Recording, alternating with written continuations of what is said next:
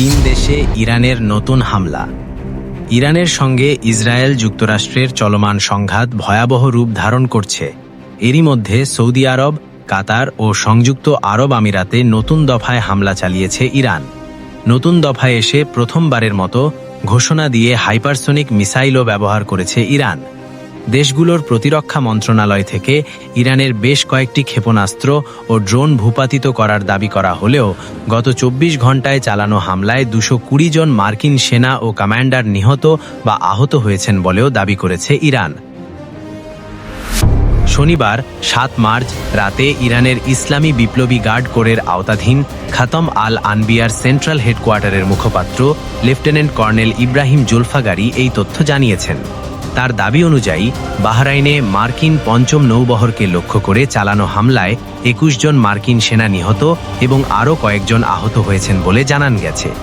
এছাড়াও সংযুক্ত আরব আমিরাতের আল ধাপ্রা এয়ারবেসে থাকা মার্কিন সামরিক ঘাঁটিতে হামলায় প্রায় ২০০ জন মার্কিন সেনা নিহত বা আহত হয়েছেন বলে দাবি করেন তিনি।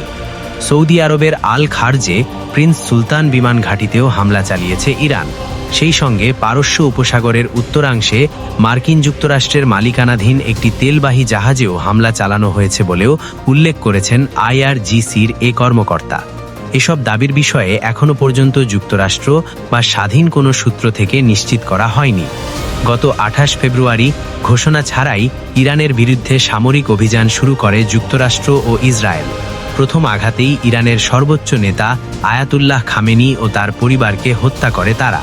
সেই সঙ্গে হত্যা করা হয় ইরানের সেনাবাহিনীর শীর্ষস্থানীয় কয়েকজন কমান্ডারকেও।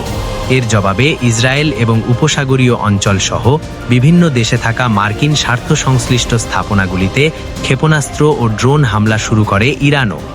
৮ দিন ধরে চলমান এই হামলা পাল্টা হামলায় ইতিমধ্যেই ভয়ঙ্কর যুদ্ধক্ষেত্রে পরিণত হয়েছে পুরো মধ্যপ্রাচ্য। এরই মধ্যে ইরানের ওপর ভয়ঙ্কর হামলা চালানোর হুমকি দিয়েছেন মার্কিন president Donald Trump. Musachinas, INT News.